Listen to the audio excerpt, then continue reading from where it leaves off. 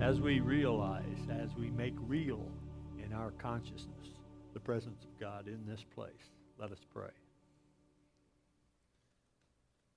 Father, Mother God, we give thanks for this opportunity to be open and aware. To be aware of your presence, to be aware of your love, to be aware of the guidance that is always available to us.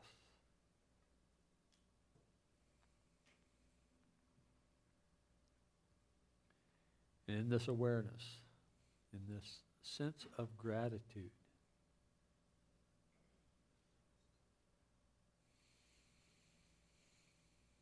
feeling this relationship with you, knowing that this relationship is always available to us, but for our choice. And in this moment, right now, we choose yes.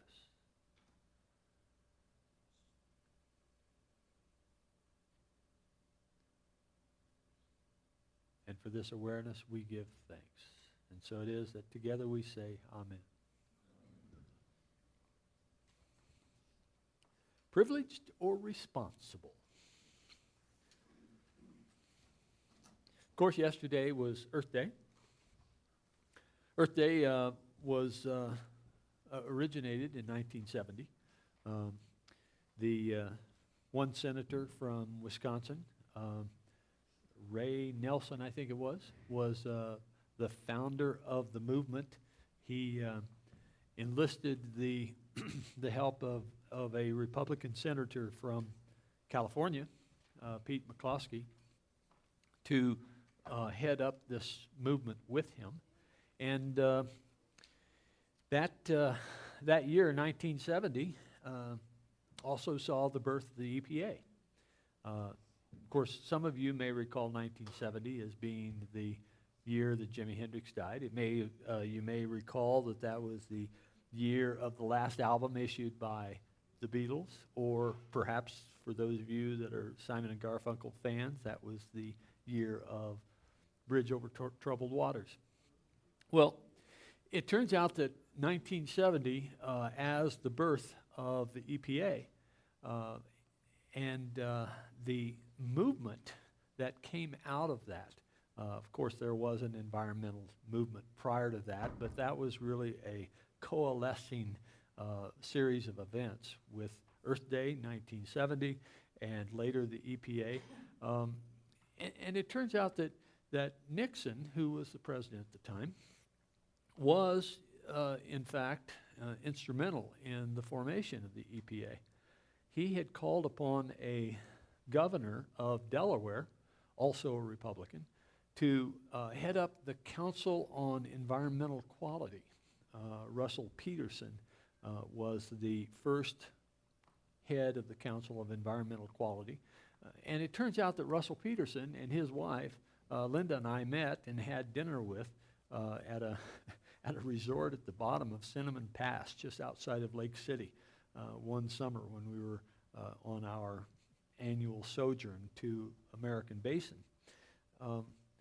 Very interesting fellow, very sharp fellow. He was a scientist. And it turns out that as governor, or prior to being governor of Delaware, DuPont, based in Delaware, had approached him, the head of DuPont had approached him to become the governor of Delaware. As a scientist and a reticent politician, he accepted their support and became an active participant in this environmental movement. And interestingly, in 1996, he decided to leave the Republican Party and go to the Democratic Party because it was there that he felt the environmental concerns that he was so focused on were substantially more supported. Now, this is not an issue of Republican versus Democrat per se. It's an issue of environmentalist versus non-environmentalist, and the shift in the GOP from being a strong supporter of the environment and the originator of the EPA to one of being climate deniers is really not about conservatism per se, or lack there, or liberalism or conservatism, but rather it's about a shift in attitude among the leaders in those respective parties.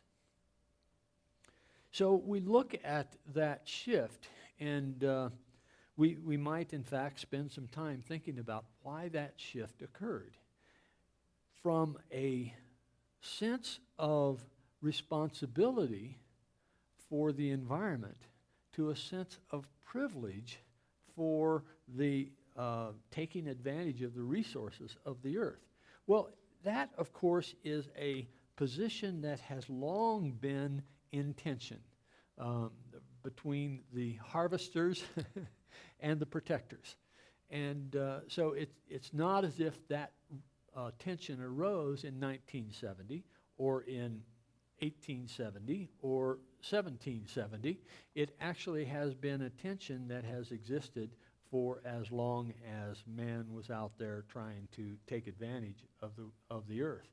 And that question of privilege, do we have the privilege of harvesting the resources of the earth without concern about the depletion of the earth? You know, it's said that we live on a single planet, but we have the attitude that we have 1.6 planets to live on.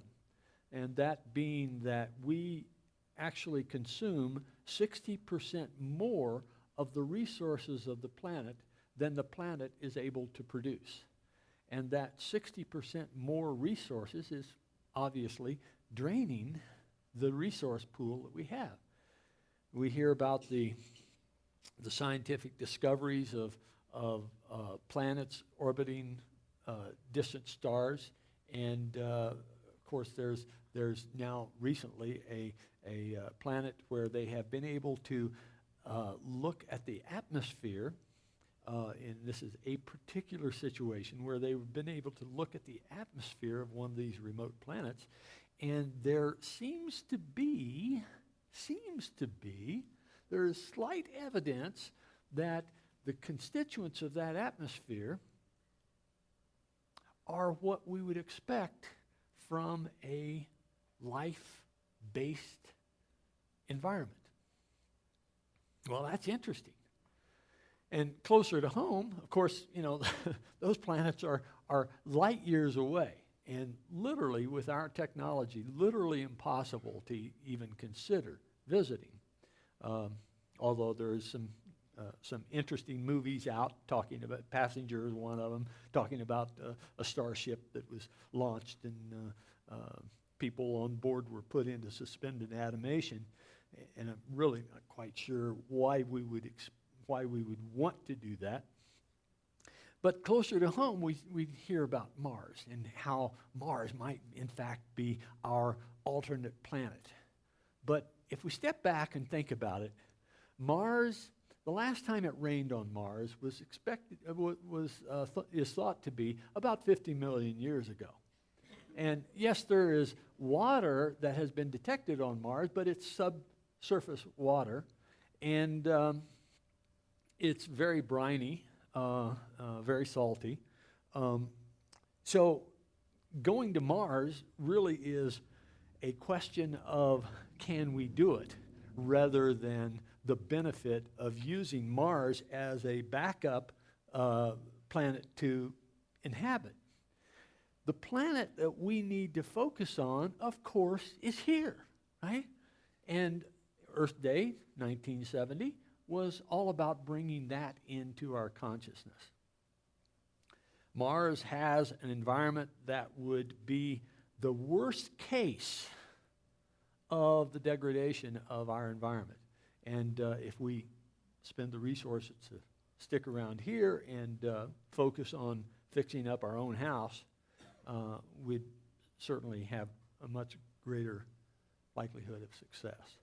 Well, this rise of the tension that's become more and more apparent, the tension between responsibility and privilege. And it's not to say that we can't have both, right? We can't appreciate the privilege that we have of being here on this life-giving planet, as well as take the responsibility for being here. In fact, one would actually follow from the other, except that we see this tension between the protectors and the harvesters. And the question that we have is the question that I'd like to explore is, how did this arise? Well, we see in the Old Testament, I hope, I may be out of juice here in this changer. Could you go to the next slide? Thank you. So in Genesis chapter 1, 24 to 30. Now, how many of you are aware that there are two creation stories in Genesis, right? The creation story of the 6 days of creation, which are addressed in Genesis 1. And then there is the creation story that includes the flood, and that is in Genesis 2. But in Genesis 1, we have this passage from chapter 1, verses 24 to 30. God said, "Let us make humankind in our image, according to our likeness, and let them have dominion over the fish of the sea, and over the birds of the air, and over the cattle, and over all the wild animals of the earth, and over every creeping thing that creeps upon the earth." So God created humankind in his image. In the image of God, he created them. Male and female, he created them. God blessed them, and God said to them, "Be fruitful and multiply, and fill the earth, and subdue it, and have dominion over the fish of the sea, and over the birds of the air, and over every living thing that moves upon the earth." God said, "See, I have given you every plant yielding seed that is upon the face of the earth, and every tree that with seed in its fruit.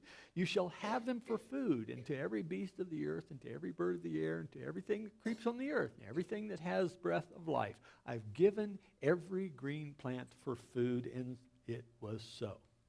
So out of this passage, we can imagine, and indeed, this is sometimes referenced in the literature and in supporting arguments, for the producers harvesting the resources of the earth.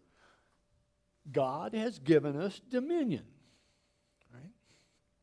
Now, of course, this theology comes out of that idea that there is a God out there that is concerned about us, and that God out there has given us all of this, then we should be appreciative and therefore worship that God out there. In Unity, we've moved beyond that idea that God is not out there, but God is rather all that is all, including here.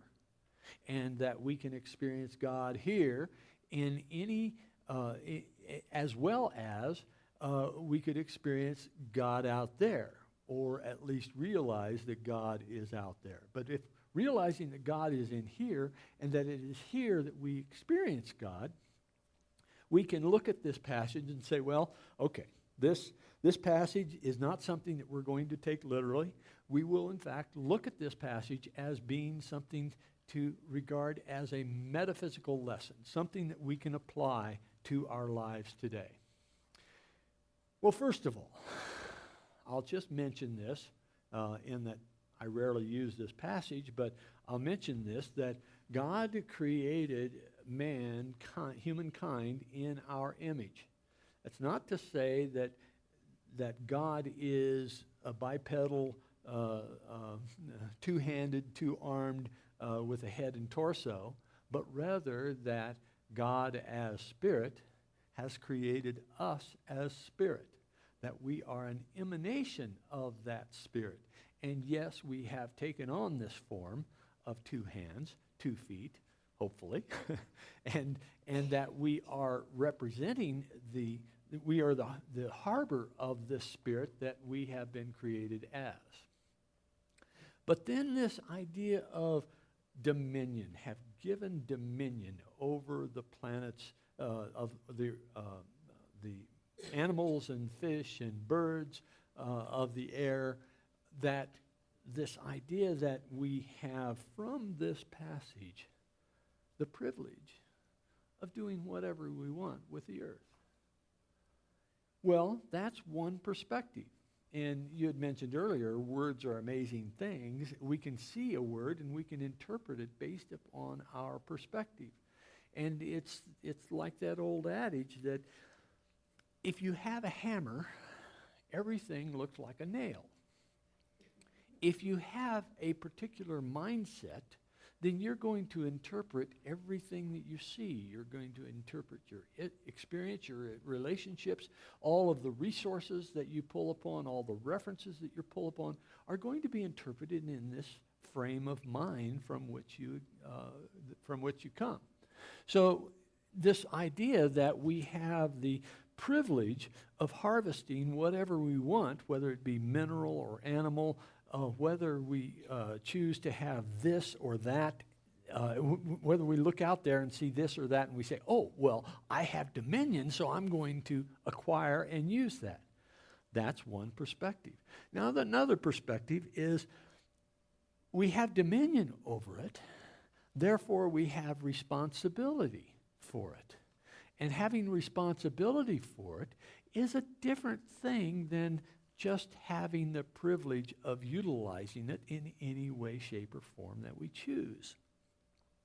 And so there's this tension then between those that look upon the privilege as being permission to do whatever we want, and those that look upon that dominion as being a responsibility for us to care for what we have. Interestingly, about 10 or 15 years ago, there formed a coalition, an unexpected coalition that arose. There's the coalition included the tree huggers on the one hand and evangelicals on the other.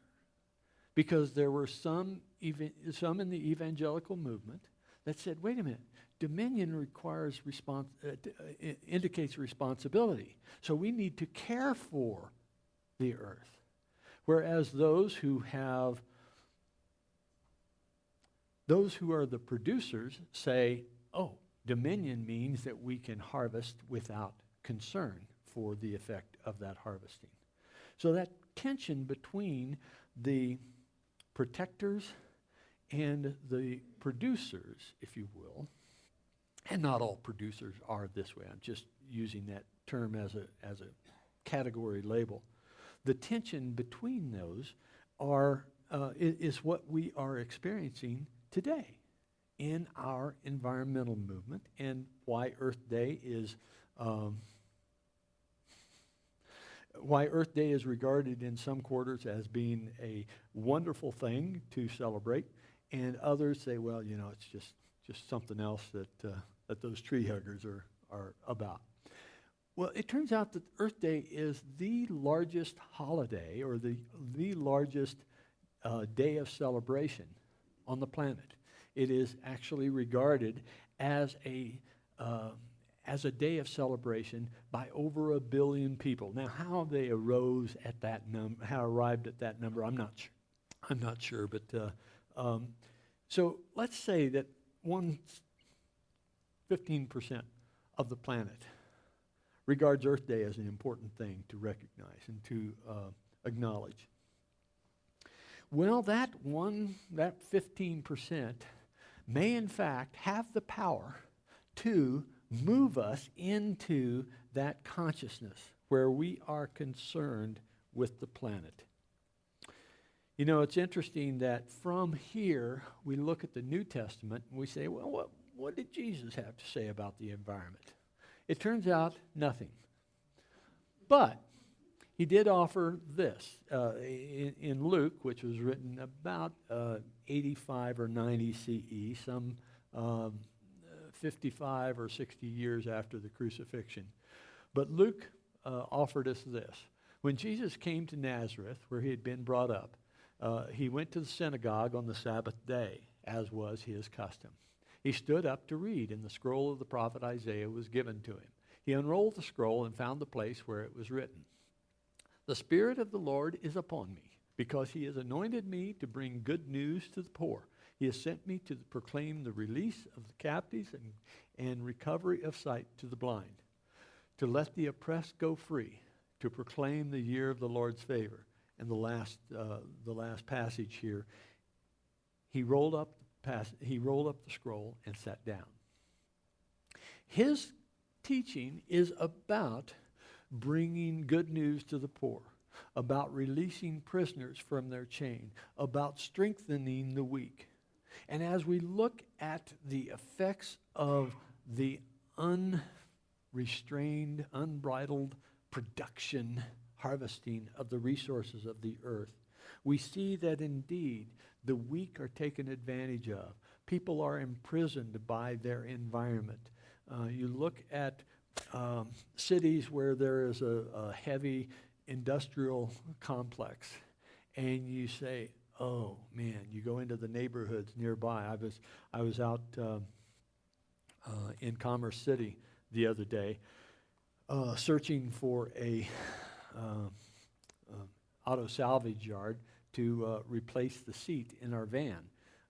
And I was routed through a neighborhood, and this is a neighborhood that is fairly close to the oil refineries, and it is obvious that it's close to the oil refineries. Not because there was oil refinery smell in the air, which there was, but because the houses were uncared for, that there were that there was no pride of ownership in the community, in that neighborhood. And so you look around the industrial centers of the U.S., going into the neighborhoods nearby, and you see that indeed the environment there is substantially degraded, and the people who are there are, well, let's just say that they have the resources. They don't have the resources to move out, because otherwise they would have moved out. The suppression of the taking advantage of the poor, the taking advantage of the weak, taking the advantage of those people that are financially imprisoned is a mark of the industrial complex. So when Jesus says that I am here to strengthen the weak, to alleviate the poor, the poverty, and I'm here to free the prisoners from his chains. As we look at that, we say, well, that means what the teachings of Jesus are about is to give us freedom. The daily word today is freedom. Freedom from oppression, freedom from financial hardship. This idea that we have to continue to march to protect our environment says a good deal about the consciousness of our community. But it's interesting that that consciousness is not, the responsibility for that consciousness does not lie with the producers. Producers are nothing but responders to financial opportunities. The responsibility lies with the consumers. And when we don't buy what they produce, they won't produce. They're not here to fill up our shelves with unwanted goods. They're here to replace the shelves or replace the goods on the shelf that have been taken off by the consumers that have said, I want that, I want that, I want that, I want that. So we cannot say that the responsibility for what we are seeing in the degradation of the environment lies with the producers. It doesn't. It lies with us, the consumers. And that's good. That's good, right? Because now we know that we have the power to be conscious of what we buy, to be conscious of how we dispose of that which we are no longer using, to be aware that we have the opportunity to, yes, we may have to do some research, but we have the opportunity to be selective in how we consume, And in that selection of how we consume, we will and have the power to affect the health of our environment. So the question becomes, are we willing? Certainly we have the privilege, because we have money in the pocket, we have the privilege of being able to go down to Colorado Mills and go through every store there and buy up whatever we want out of there. Is it a benefit to the environment, that which we buy? Are we using that which we buy in a conscious way? Are we disposing of that which no longer serves us in a way that allows the environment to remain healthy? So as we berate the producers, as we berate the harvesters, what we're doing is we're berating our own privilege that we have taken advantage of without taking advantage of, or without recognizing the responsibility that we have in what we consume. So the question then is, are we willing? Are we willing to be more conscious consumers? Are we willing to be aware that what we buy directly affects the air we breathe, the water we drink, the land that we are upon? Are we willing to walk down a trail and pick up the trash that is there? Oh, well, that's somebody else's job. Oh, I'm in favor of full employment, so I'm going to let the people who are responsible for picking that trash up to pick it up. Are we willing to say, no, I'm not going to drink bottled water anymore. I'm going to bottle my own water? Are we willing to say that, yeah, I've got this piece of tin foil, trash, recycle, trash, recycle? Why is there a question? Yeah, there still can take energy to make that aluminum foil available again, but not as much as if we just put it in the landfill. So my question to you is, are you, and I'm directing this to me as well, are we willing to take responsibility for what we buy, how we consume it, and how we dispose of it? We can have both the privilege of this wonderful consumer products available as consumers, but we also must take responsibility for that which we use. We'll have our meditation. As we come in, as we breathe in, let us appreciate the air that we breathe.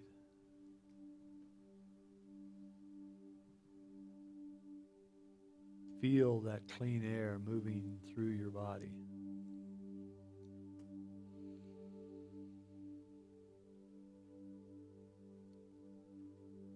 As we breathe out, let us realize that breathing out is a necessary step, but it's also of benefit to the plants around us. They take what we breathe out, breathing that in, stripping that carbon dioxide of its carbon, and they exhale oxygen. Wow. What a wonderful thing this cycle of life is. This web of interconnectedness.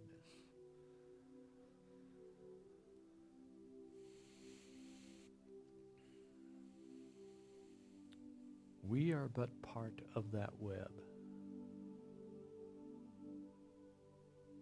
Yes, we are stewards of that web as well.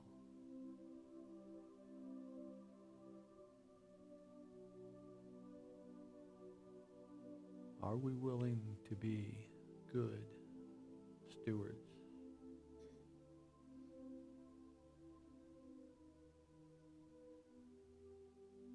Our breath can remind us to be good stewards. Breathing in, breathing out. We are part of this planet. We are responsible for this planet. Let us use that responsibility wisely.